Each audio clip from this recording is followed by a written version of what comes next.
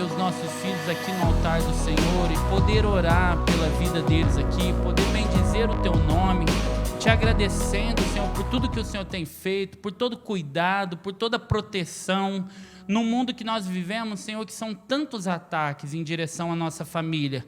Nós sabemos que o Senhor está no controle de todas as coisas. Isso nos faz dormir em paz, acordar em paz, sair para o nosso trabalho todos os dias, de cabeça erguida, sabendo que existe um anjo cuidando da vida deles, um profeta apontando o caminho, Senhor, exortando se for preciso, mas que eles permaneçam do caminho do Senhor por toda a vida deles, em nome de Jesus. Que Deus abençoe a vida de vocês, Deus abençoe Tia Dai, toda a equipe, em nome de Jesus. Vai lá com a tia. Isso. Queridos, abre comigo em Deuteronômio, capítulo de número 27. Deuteronômio, capítulo de número 27, o verso de número 11.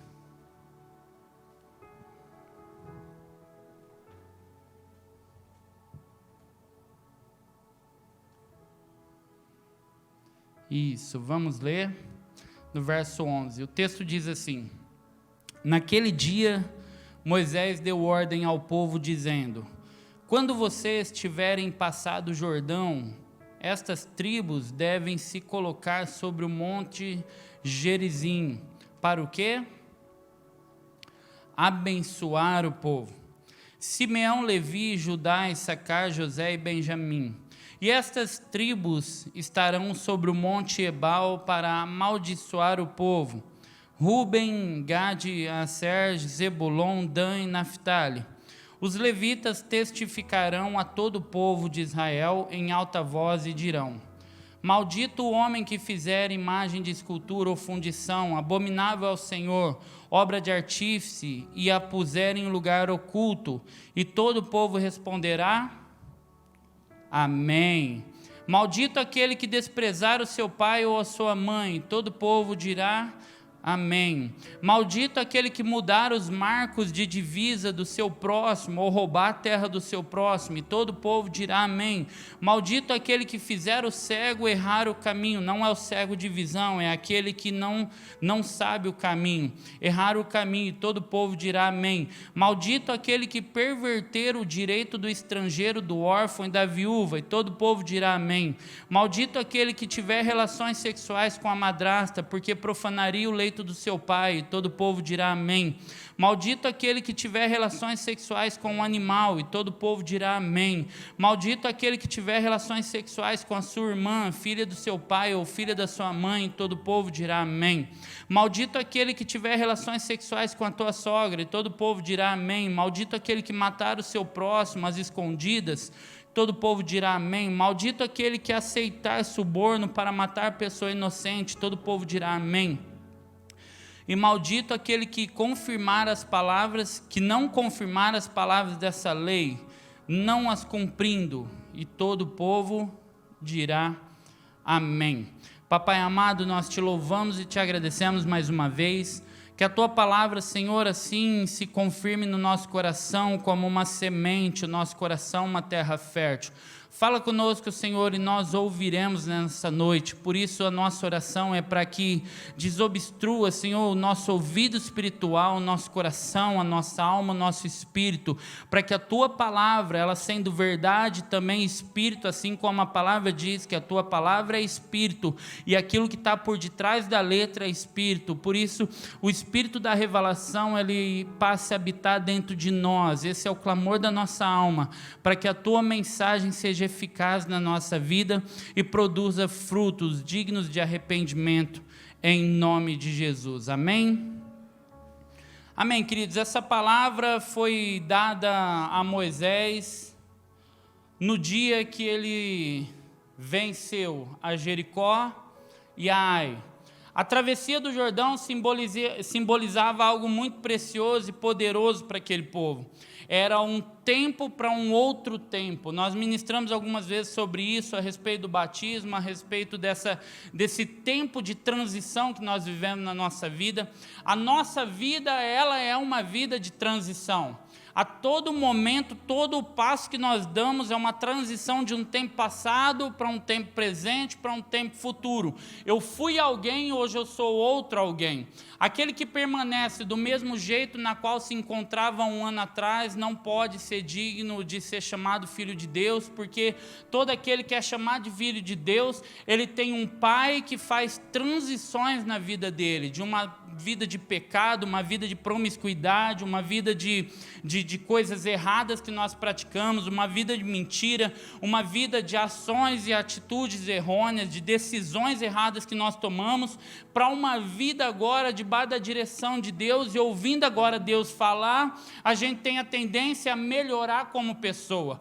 Por isso que é difícil você olhar para a vida de alguém e achar que ele deve, e o nosso discurso não pode ser esse: Deus me aceita como eu sou. Ele te aceita como você está para levar para um outro momento da sua vida, porque se você permanecer como você era, o Evangelho não tem sentido na nossa vida, porque o Evangelho é poder de Deus. Poder para quê? Para mudar, para restaurar, para nos salvar. Amém?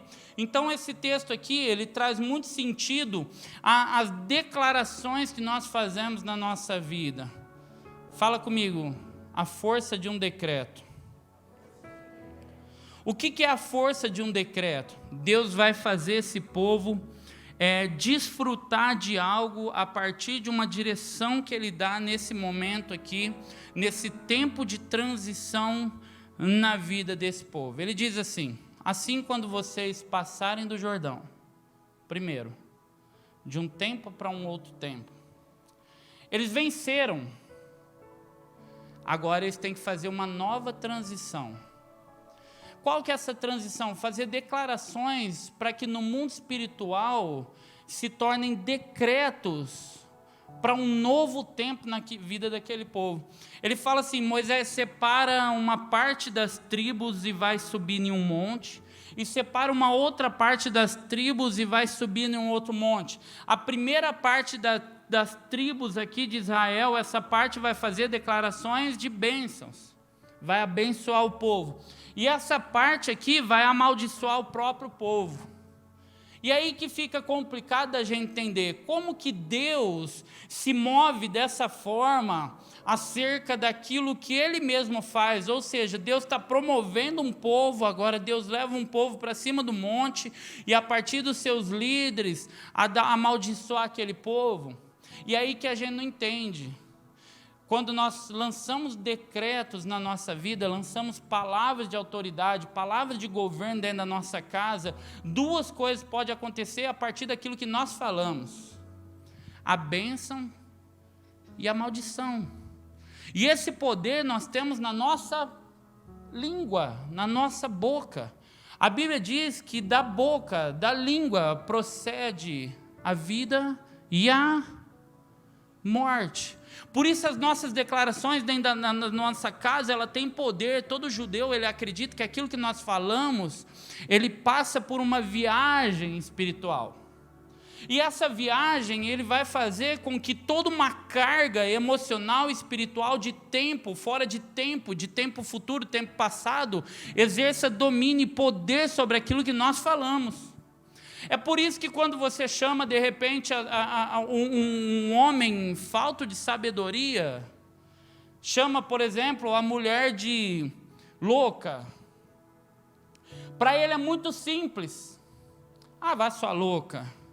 Só que aquilo entrou no coração dela com tanta ferocidade, tanta intensidade, tanto poder, tanta intensidade, que ele não compreende. Por quê? Porque ele lançou uma palavra sem fundamento. Para ele talvez tão simples, mas essa palavra, ela faz uma viagem num tempo passado, presente, futuro, e existe uma carga espiritual sobre ela de todo o tempo que ela viveu nessa terra. Ou seja, talvez ela não sabe, mas o pai dele tinha essa menina como uma louca. E todo o tempo ele falava para aquela criança: sai daqui, sua louca, você é uma louca, você é uma desvarecida, você não serve para nada. E aquela palavra tão simples que saiu da boca dele, para ele não fazia sentido nenhum. Mas quando essa palavra sai da boca dele, ela sai, ela chega no propósito dela com uma carga sobre ela. E essa carga, Satanás sabe o que fazer com ela. Quando você chama um filho de burro, alguém de burro, vai lá, seu vagabundo. Para você talvez não é nada, a gente brinca na escola e toda criança, ela sabe como ferir uma outra criança. Hoje a gente chama de bullying, a gente coloca palavras bonitas para aquilo que a gente sofreu a vida inteira e não dava tanta importância. E aí a gente coloca uma palavra bonita para maquiar o peso daquilo. E aí uma criança, alguém chama um outro de burro, mas sabe lá o que o pai fazia com aquela criança quando ela era apenas uma criança ainda.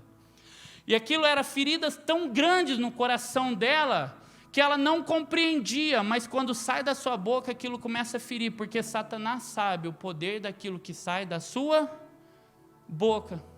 Por isso que Deus está ensinando esse povo aqui, olha, vocês passaram por um momento de grandes conquistas. Agora eu vou ensinar para vocês algo que tem muito mais poder do que uma arma na mão.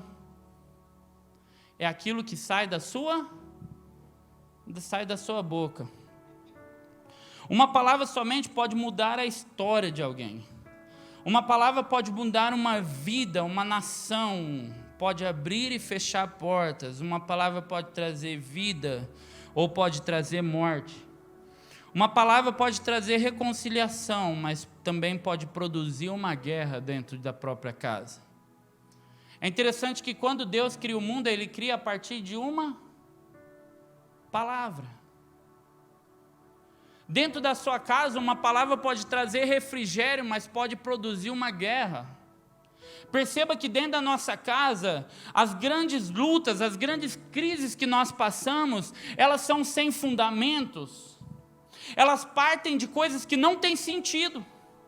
Elas se iniciam por uma fagulha que você, depois de parar muito para pensar, você não vai encontrar a raiz daquilo.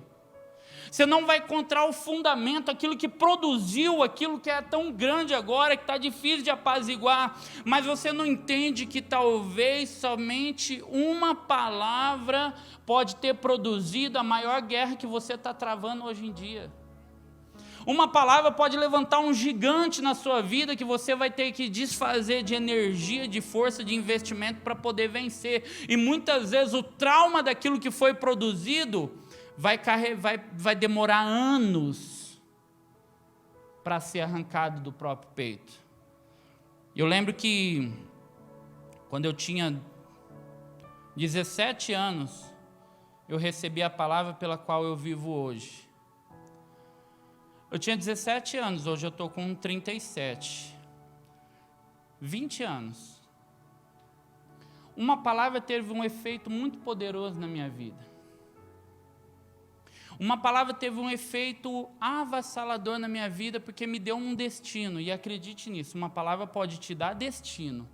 E a palavra do homem pode dar destino para a mulher, pode dar destino para a família, por isso tome cuidado com aquilo que você fala. Uma palavra na minha vida me deu um destino, e por aquele destino eu passei a lutar, passei a viver. Por quê? Porque foi muito nítido para mim aquilo que Deus falou. Eu vi através de uma visão, eu vi alguém lá no fundo, eu estava no acampamento e eu fechei os meus olhos no momento da adoração, e veio como se fosse uma luz, num lugar muito escuro, e numa luz, e lá clareava o altar. E Deus falou comigo: eu te quero nesse lugar, e eu vou fazer com que você esteja nesse lugar. Para mim foi o suficiente para mim viver por uma palavra. Só que uma palavra me atrasou 20 anos daquilo que eu teria que ter conquistado com muita convicção do que eu estou te falando há mais de 10 anos atrás. Porque alguém disse para mim que você não sabe falar, você não sabe se expressar direito.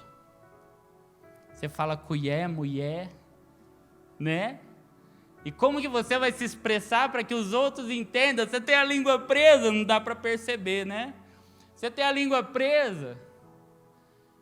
E por uma palavra, um sonho, uma convicção tão forte no meu coração, foi lançado em terra. Foi lançado numa cova dentro da minha alma. Por quê? Porque alguém falto de sabedoria que para ele não era nada. Mas eu passei uma infância inteira, onde as crianças brincam, as crianças ofendem, as crianças falam. E no coração parece que não produz fruto, mas produz sim. Porque enquanto é criança, está todo mundo brincando, todo mundo, aquela euforia de uma criança inocente. Mas na adolescência, o turbilhão de hormônios, você está crescendo, você está fazendo transição. E tudo aquilo que foi construído dentro do ventre da mãe, o desejo da mãe, o desejo do pai, as palavras do pai, as palavras da mãe, as palavras do coleguinha da escola, do tio, do avô, vai produzir fruto, e é nessa fase que tudo isso vem à tona. É por isso que você não entende que uma menina tão linda tira a própria vida. Não é porque o namorado largou, é porque aquilo foi o estopim de tudo que acontecia dentro do ventre da mãe, desde o ventre da mãe.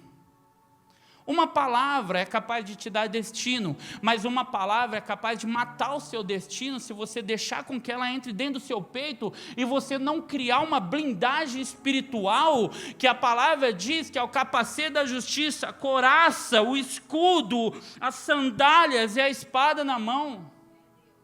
E se a gente não se resguardar de tudo aquilo que a gente ouve, de tudo que a gente fala, eu não só mato o meu destino, mas eu mato o destino de quem está debaixo da minha vida. Está entendendo ou não? Uma palavra, ela pode mudar a história. Josué, ele dá uma sentença, e o sol e a lua, simples assim, para. Elias dá uma sentença e simples assim, para de chover durante 3 anos. Eliseu dá uma sentença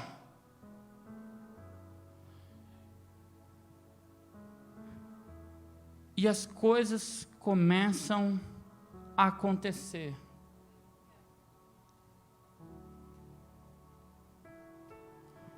Um centurião olha para Jesus e fala: eu não sou digno para que o Senhor entre debaixo do teto da minha casa.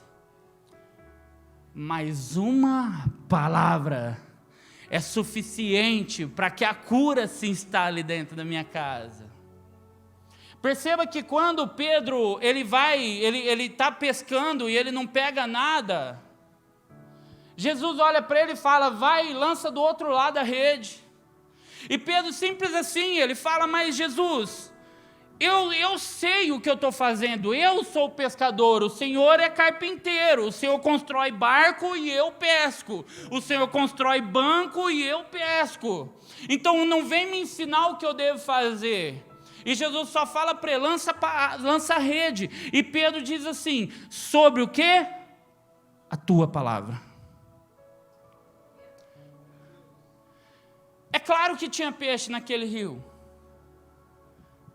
mas a palavra de Deus, uma palavra, quando ela é lançada debaixo de uma sentença, debaixo de um decreto, ela produz o milagre, ela produz as coisas espirituais, ela muda o sistema na qual nós vivemos, ela muda o clima, ela dá sentença dentro da nossa casa. É por isso que na sua casa, quem tem que se levantar é você, não é o teu pastor.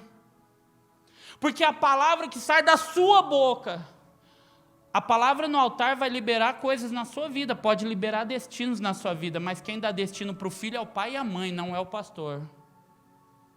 Quem dá destino na vida da esposa é o esposo, não é o pastor, porque o dia que o pastor tiver que levantar como sacerdote dentro da sua casa, é porque o sacerdote que habitava ali já não exerce mais o governo.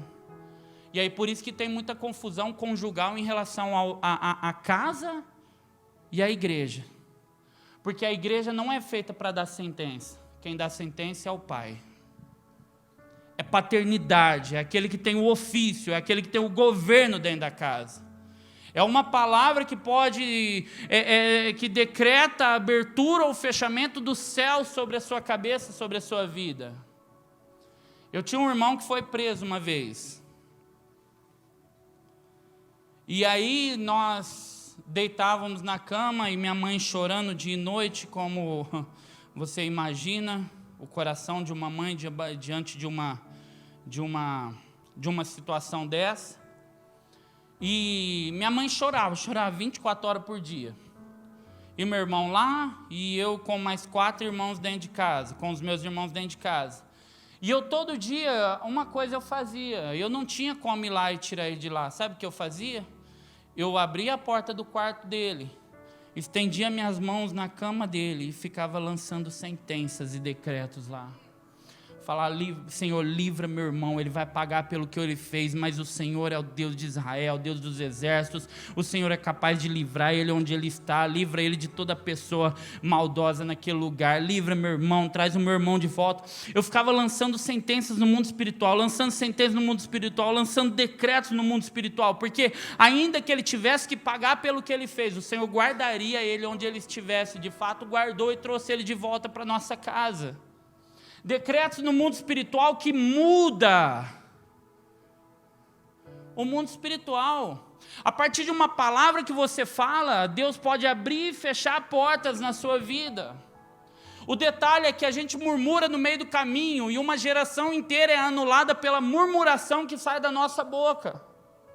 Um projeto de libertação que poderia durar 40 dias, dura 40 anos, por quê? Por conta da murmuração de um povo, por conta daquilo que sai da boca. Uma sentença de Deus que duraria 400 anos, você percebe que durou 430 anos, por quê? Por conta da murmuração da boca de um povo que experimentou os maiores milagres de Deus nessa terra. E a gente não entende por que muitas vezes as coisas não acontecem na nossa vida, porque falta fé para a gente expor ou expressar aquilo que de fato mora no nosso coração, e o problema está aí, porque a boca fala do quê? E o que contamina o homem não é o que entra, mas o que sai da própria boca. Então as coisas não estão acontecendo na nossa vida porque de fato a gente não entende que existe um poder dado por Deus para nós a partir das declarações que a gente faz no mundo espiritual. E a gente tem condições de abrir portas e fechar portas através daquilo que a gente fala. E a nossa família precisa mudar. Por quê? Porque quando eu falo, tem que acontecer.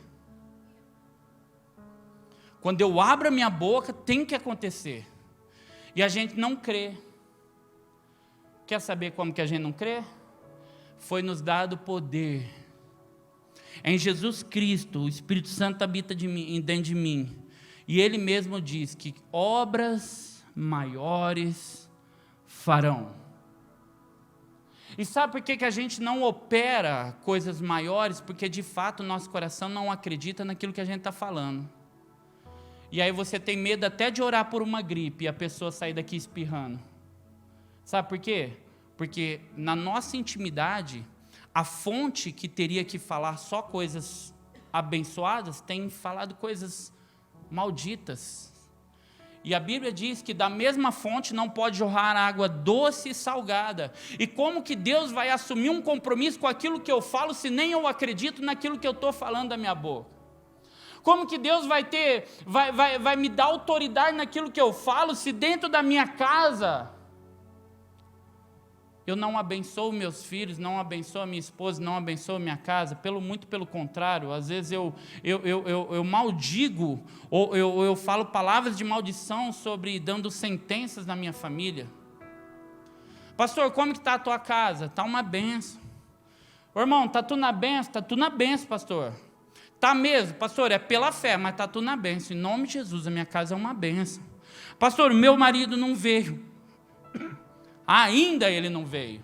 Mas já ele vai estar aqui, é uma bênção. Meu marido é uma bênção, minha família é uma bênção, meus filhos são bênção. Tá, mas está do jeito que você quer? Não, mas não importa, é fé. A fé vem do coração. Primeiro eu creio naquilo que eu acredito, eu falo. Eu creio, depois eu falo. Então, a partir daquilo que eu acredito, meu coração se enche. E a Bíblia diz que a boca fala do que o coração está cheio. O problema é que a gente enche o coração do monte de mazela da vida e acha que produz poder naquilo que nós falamos. Mas a grande maioria daquilo que a gente fala é mentira, porque nós não acreditamos. Minha mãe uma vez, ela disse assim para mim, eu cheguei em casa, ela estava chorando, eu falei, o que foi? Eu achei que você ia morrer. Eu falei, mas por que você achou que eu ia morrer? Aí ela ficou, aí ela pediu oração na igreja, pediu oração para todo mundo. E um dia ela falou para mim: filho, eu tenho que te pedir perdão. Eu falei: por quê, mãe? Ela falou: porque todo dia quando você sai de casa, eu acho que você não vai voltar, porque você vai morrer, você vai ser morto, aquela coisa toda. Eu falei: mãe, mas o que está enchendo o teu coração? Aí sabe o que era? 4 horas da tarde, o que ela estava assistindo? Datena. Acabava o Datena, procurava o jornal mais sangrento que tinha depois. E aí o coração ia se enchendo daquilo. E o que produz no coração? É aquilo que a gente ouve, é aquilo que a gente fala, aquilo que a gente toca, o caminho, o habitat que a gente vive, o ambiente que a gente está construindo à nossa volta, vai produzir no nosso coração aquilo que a gente está enchendo. E por isso que muitas vezes a gente não acredita naquilo que Deus está fazendo, porque a gente olha para as mazelas do mundo e não olha para o autor e consumador da nossa fé, porque nele está todo o milagre, está todo o bem-querer, está toda a bênção que nós precisamos, tudo aquilo que nós queremos está nele, não na tela de uma televisão. E a gente não acredita porque a gente não olha para quem a gente deve olhar, a gente não ouve aquele que a gente deve ouvir, e ouve um tanto de porcaria nessa vida. A fé vem pelo quê? Agora não é, como eu já ensinei para vocês, não é pôr o Cid Moreira no rádio da sua casa e ficar ouvindo a Bíblia, não. Ele falou assim para mim: eu já estou craque na palavra. Eu falei: por quê? Porque já é a 3ª vez que eu ouço a Bíblia esse ano. Eu falei: uau! Eu já ouvi o Cid Moreira, já ouvi o outro radialista lá, já ouvi o outro, estou ouvindo até na versão do Batman agora. Eu falei: caraca, velho. Imagina o coração, deve estar cheio de fé, não está? Por quê? Porque entendeu errado, cara.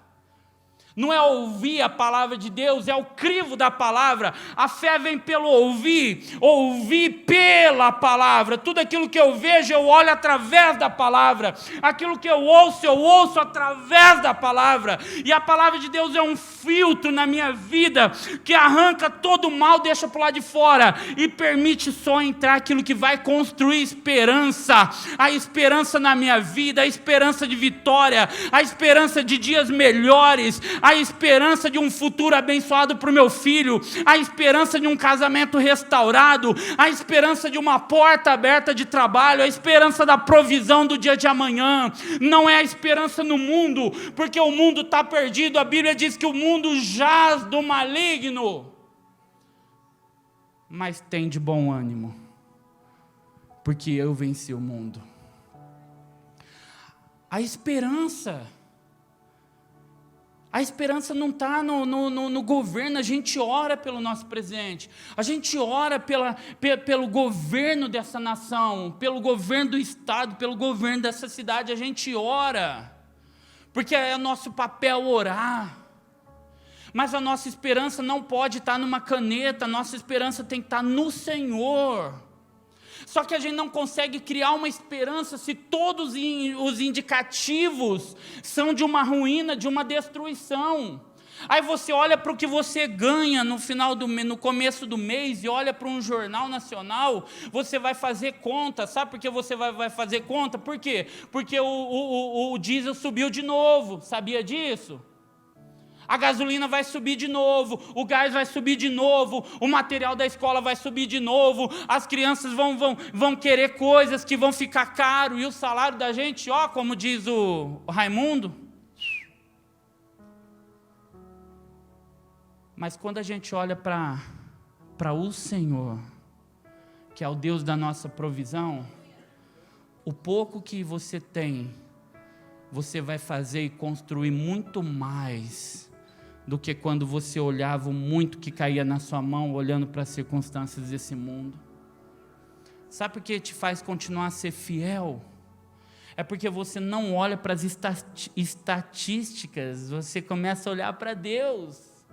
E como o texto diz, se vocês guardarem, presta atenção, a partir do verso 1 do capítulo 28, se vocês ouvirem atentamente a voz do Senhor, seu Deus, tendo cuidado de guardar todos os mandamentos que eu lhe ordeno, o Senhor Deus exaltará vocês sobre todas as nações da terra. Se ouvirem a voz do Senhor, seu Deus, sobre vocês virão e os alcançarão todas as bênçãos. E aí ele começa a abençoar. Benditos serão vocês na cidade, bendito vocês serão no campo, bendito será o fruto do seu ventre, o fruto da sua terra, o fruto dos seus animais, e benditos serão as crias das suas vacas e ovelhas, bendito será o seu cesto de cereal, a provisão do seu dia, bendito será a sua amassadeira de pão, benditos serão vocês ao entrar e benditos serão ao sair. O Senhor fará com que os inimigos que se levantaram contra vocês sejam derrotados na presença de vocês. Eles virão contra vocês por um caminho, mas fugirão da presença de vocês por 7 caminhos. O Senhor determinará que a bênção esteja nos seus celeiros, e em tudo que colocarem a mão, Ele os abençoará na terra que o Senhor, seu Deus, lhes dá. Decretos sobre as nossas vidas. Um decreto de fé pode alterar circunstâncias. Um decreto de fé pode trazer a cura que você tanto precisa na sua vida. O meu papel não é expulsar os demônios que te cercam. O meu papel é ensinar você que aquilo que você fala pode desfazer toda a obra maligna da sua casa. Quando eu falo aqui que você tem que chegar na tua casa, não ligar para o pastor, e você tem liberdade de ligar para a gente, pode ligar a qualquer hora, mas quando de fato você estender as mãos na sua casa, você falar: Satanás, seu desgraçado, você não consegue, você não pode tocar no meu casamento, você não pode tocar na vida dos meus filhos, você não pode tocar nessa casa, sai daqui em nome de Jesus. Satanás vai olhar para você, vai tremer, sabe por quê? Porque ele sabe que você entendeu que a tua boca é uma arma poderosa na mão do Senhor, aleluia. O que sai da sua boca vai revelar a tua fé, onde está a tua fé, onde você está depositando a tua fé. O que sai da tua boca, querido, deixa eu te falar, quando alguém conversa com você, você sabe se essa pessoa tem intimidade com Deus ou não, só pela maneira dela falar, só o jeito dela falar. Você sabe se tem vida com Deus ou se não tem vida com Deus. Sabe por quê? Porque a maneira com que você fala, a maneira com que você fala de alguém que você ama, você entende se de fato ama ou se somente é um simpatizante da fé. Quando alguém fala de Jesus para você, você olha no olhinho dela, e a partir daquilo que ela fala, você sabe, é apaixonado por Jesus. É simpatizante. O que sai da sua boca revela como está o teu coração. Agora, para a gente finalizar, Isaías capítulo 55, você que pode, abre aí.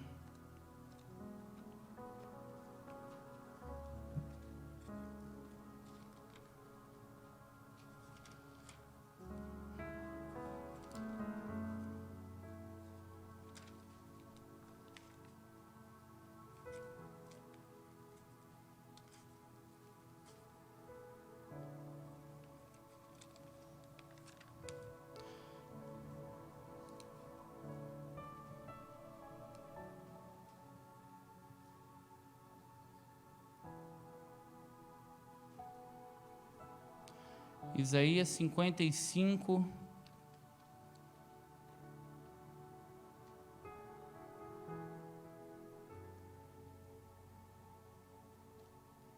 verso de número 8.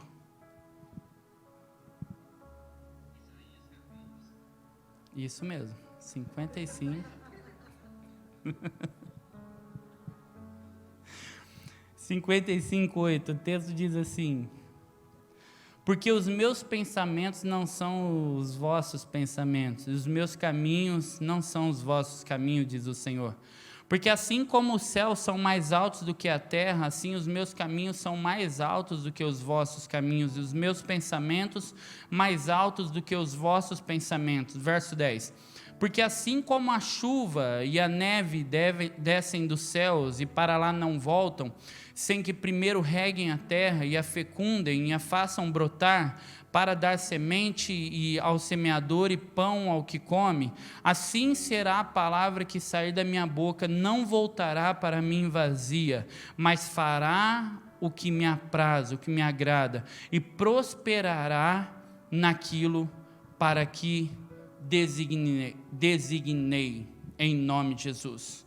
Suas palavras, elas podem abençoar, curar, libertar, restaurar, reconciliar, mudar a situação, mudar o ambiente, promover coisas na sua vida e na sua família, como pode também amaldiçoar tudo aquilo que você toca com aquilo que você fala. Quando você olha para o teu filho, tudo que ele mais absorve são os frutos daquilo que você fala, não é aquilo que você fala. Os frutos que produzem aquilo que você prega dentro da sua casa. Sabe o que teu filho está comendo? Aquilo que você está dando, não no prato, mas no ouvido e nos olhos dele. É isso que está alimentando a geração que você ama, é tudo aquilo que você fala e tudo aquilo que você acredita. Agora, aquilo que Deus fala a teu respeito, ele não pode voltar vazio.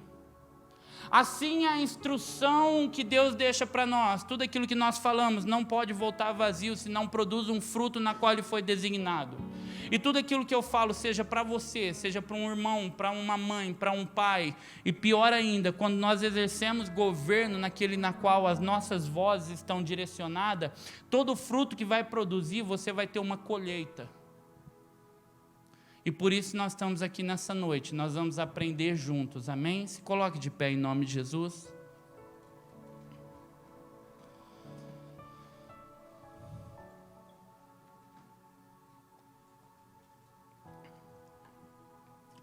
Ezequiel, capítulo de número 2, Deus mostra para ele que ele era um sacerdote. Mas no capítulo 37, Deus ensina ele a ser um profeta. Prestou atenção nisso, não? Ezequiel no capítulo 2, Ezequiel, filho de o sacerdote, não lembro o nome. E o filho de sacerdote, ele é o quê? Um sacerdote. Por quê? Primeiro, ele tinha que ser uma linhagem sacerdotal, da tribo de Levi, de Arão, tal, aquela coisa toda. Ele tinha que ser perfeito. Ele não podia ter nenhum defeito físico. Nenhum defeito no falar, no agir, no proceder. Aos 12 anos ele tinha que conhecer todos os mandamentos do Senhor. Um sacerdote criado para ser sacerdote. Mas o templo foi derrubado. E Nabucodonosor vem e sitia todo aquele povo. E derruba o templo. Agora um sacerdote sem templo, o que ele faz? Nada, absolutamente nada. E a Bíblia diz que Ezequiel se dobra em lamento, em depressão, em angústia, e ele chorando, lamentavelmente, lamentando a propósito a sua vida que não faz mais sentido, porque ele aprendeu, ele foi consagrado dentro do templo, e tudo que ele faz, tudo que ele foi criado para fazer, tudo aquilo que ele estudou, estava ligado ao templo que agora foi derrubado. E quantas vezes na nossa vida toda a esperança é arrancada do nosso peito. E como um sacerdote, tudo que ele desejava era a morte, porque não fazia mais sentido viver. E quantas vezes a gente olha para a circunstância da nossa vida e a gente fala, não faz sentido mais viver. E aí Deus olha para Ezequiel e fala, Ezequiel, se coloque de pé, porque eu preciso falar contigo, preciso uma coisa nova acontecendo na sua vida. E a Bíblia diz que Ezequiel, quando ele ouvia o Senhor falar, ele se colocou de pé. E a Bíblia diz que o Espírito começou a falar com Ezequiel e ele passou a ouvir. E Deus leva ele para cima de um vale. E fala para ele assim, Ezequiel, o que você está vendo? E aí o que ele fala? Todo mundo conhece. Eu vejo ossos sequíssimos. Ossos secos. Eu vejo gente morta, igual aquele filme Sexto Sentido, lembra? Eu vejo gente morta. Eu vejo tudo morto, não tem vida. E às vezes você olha para a sua vida e você fala, morreu os sonhos. Feche os seus olhos, isso é muito profético. Morreu os sonhos, morreram os ideais, morreu a esperança. Morreu tudo na minha vida que fazia sentido, agora não faz mais. O meu casamento, eu não vejo mais esperança no meu casamento, está morto, está sequíssimo. E Deus está falando para você nessa noite, existe uma coisa que você ainda pode fazer. Você crê que Deus pode fazer algo pela tua vida? Você crê que Deus pode mudar toda e qualquer circunstância? Você crê que Deus pode operar um milagre na tua vida, na tua família, no teu casamento, na vida do teu filho que de repente está perdido? Você não vê esperança, mas Deus está olhando para você e falando o que você vê. E agora é o que está dentro do teu coração que é revelado. O que você vê? Está vendo sua morte? É normal, não fica triste por isso. Mas nessa noite o Senhor te trouxe aqui para falar que ainda tem vida aí, ainda tem esperança, ainda tem um novo tempo, ainda tem um Jordão para atravessar, ainda tem um Jordão para atravessar na sua vida, ainda tem vida aí. E aí ele fala, esses ossos podem voltar a viver. Ezequiel volta para ele e fala, o Senhor sabe. Ele não tinha aprendido ainda, porque ele era um sacerdote frustrado. Ele era um pai de família frustrado. Ele era uma esposa frustrada. Ele era uma esposa sem esperança. Ele era um marido sem esperança. E ele falou, eu não sei, só o Senhor sabe. E aí o Senhor começa a instruir ele. Ezequiel, abra sua boca, profetiza. Ezequiel, abra a tua boca, profetiza. Ezequiel, abra a tua boca, profetiza. Faça declarações no mundo espiritual, Ezequiel. Levanta a sua cabeça, homem. Levanta sua cabeça, mulher, abra sua boca e profetiza, porque o poder da vida e da morte está sobre a sua língua. Você tem poder de abençoar a tua casa, abençoar o teu marido, abençoar o teu emprego, restaurar a sua vida, a partir daquilo que você acredita, daquilo que você fala. Você tem poder sobre a tua vida, porque Ele colocou isso sobre a tua vida, essa autoridade. Se você não acredita, não tem como acontecer. Mas se nessa noite, o teu coração foi movido numa esperança sobrenatural, naquilo que estava morto, naquilo que não tinha mais condições, o teu coração foi movido, então agora é a hora da gente abrir a boca.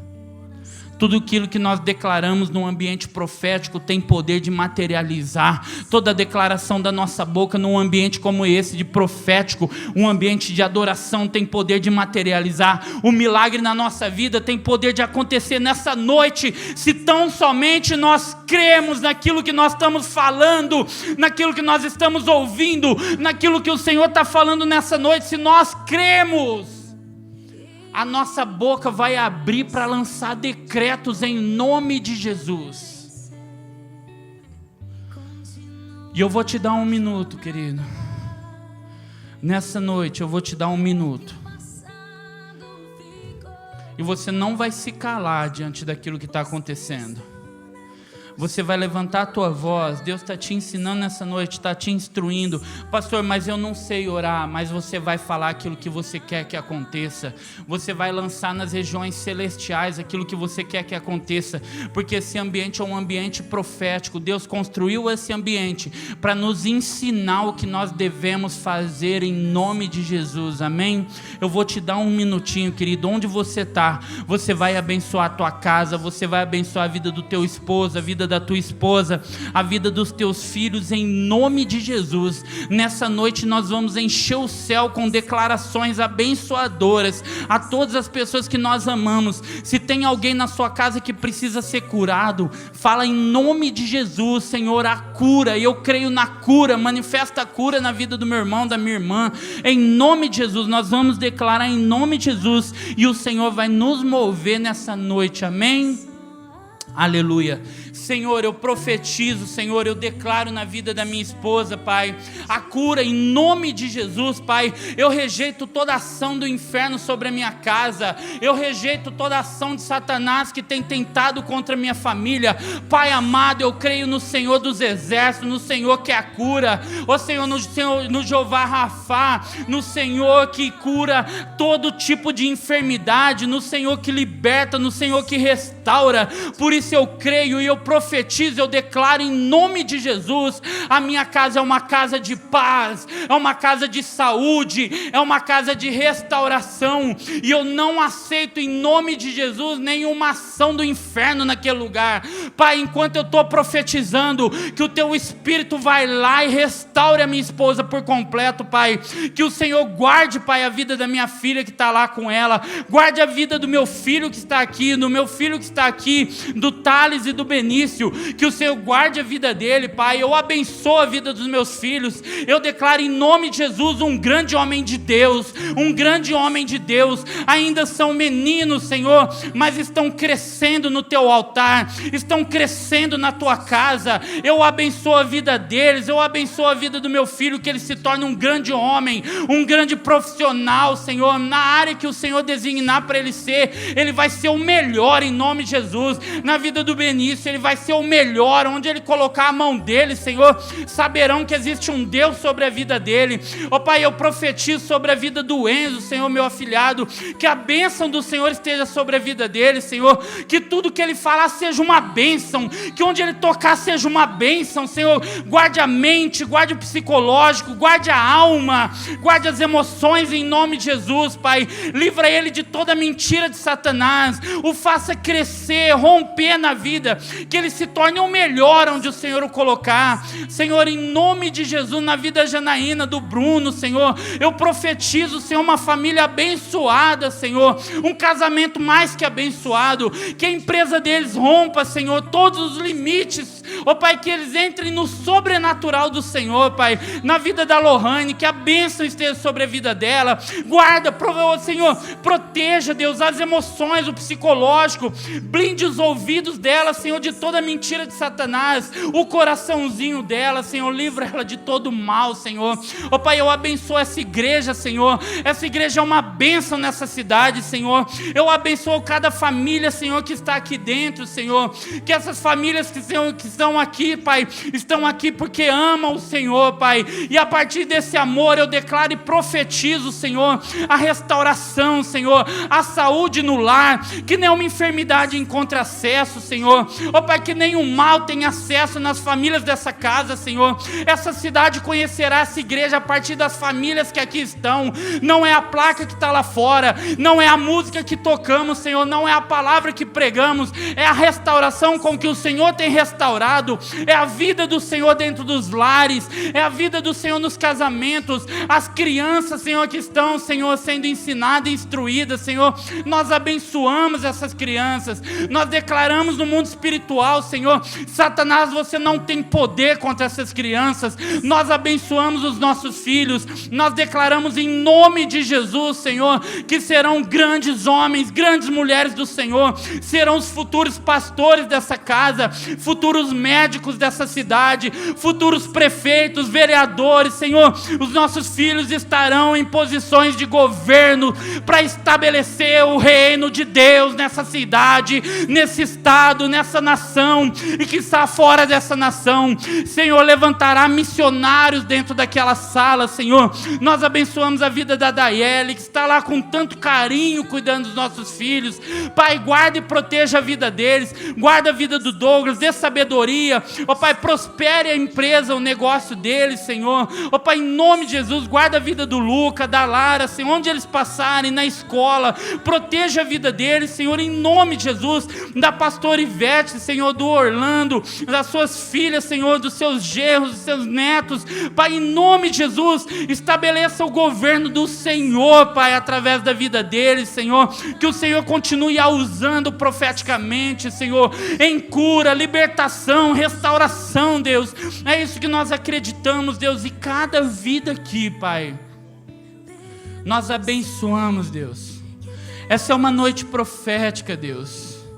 As nossas forças, Senhor, muitas vezes vão embora, mas o que está dentro do nosso coração é uma fé inabalável. É uma fé que nos faz permanecer no dia mau, no dia triste. A fé que está aqui dentro produz frutos aqui fora. A fé que está aqui dentro produz frutos aqui fora. A fé que está aqui dentro produz convicções, produz destinos. E todos aqueles que não conhecem o Senhor vai conhecer o Senhor a partir da sua vida. E se falta fé para alguém aqui dentro, tem fé sobrando dentro do meu coração, dentro do meu peito para repartir com você, de que o Senhor tem dias melhores. Que o Senhor tem dias melhores. É em nome de Jesus.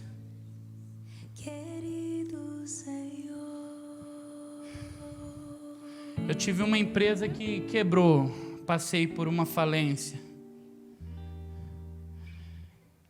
E a pessoa que eu mais queria ouvir uma palavra de ânimo disse assim para mim: no pior dia, eu pelo menos tenho uma casa para morar. Eu tenho um lugar para me ir de noite. E você nem para pagar o aluguel da sua casa você tem. Você não tem nada na vida. Você só tem uma Bíblia dentro do carro. Eu falei, pois é, eu tenho tudo, você não tem nada. Eu saí chorando, porque aquela palavra doeu forte no meu coração. Mas o Senhor falou para mim, você tem tudo, quem não tem nada é Ele vai ter que correr atrás, porque de você eu cuido. E o Senhor cuidou da minha vida todos os dias, dias maus, dias tristes, dias de profundo choro e lamento. E uma palavra tinha no meu coração, uma palavra que saiu da boca dele.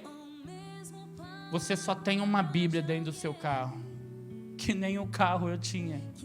Era parceria com o banco. Mas eu tinha minha Bíblia lá, e nela eu me apeguei todos os dias da minha vida. E sabe o que é? A fé vem pelo ouvir, e o ouvir pela palavra de Deus, que estava escondida lá dentro do meu carro. Quando eu fui ungido, quando o óleo foi derramado sobre a minha cabeça, uma palavra foi liberada. Escondi, Salmo 119, escondi a tua palavra no meu coração para não pecar contra ti. Eu escondi a tua palavra no meu coração. A fé vem pelo ouvir e o ouvir pela palavra. O dia pode ser mau, mas o Senhor tem uma palavra para a sua vida, uma palavra de vitória, em nome de Jesus. Abra suas mãos como se estivesse recebendo. Pai, essa noite é uma noite gloriosa, e nós te agradecemos pelo privilégio de sair da nossa casa e vir para cá, ouvir essa palavra, Senhor. Ó Pai, é como um combustível na nossa vida, na nossa fé. Nós vamos sair daqui, Senhor, a nossa família está do jeito que a gente deixou, mas nós saímos daqui diferente, Pai, para vencer toda e qualquer batalha que for imposta na nossa vida, e que o amor de Deus Pai, as consolações do Espírito Santo e que as misericórdias do nosso bom e lindo Jesus esteja sobre a tua vida, alimentando a tua fé, te fazendo perseverar. E se Satanás se levantar contra você por 7 caminhos, ele vai ter que fugir, em nome de Jesus. Quantos recebem? Dê um forte aplauso ao Senhor.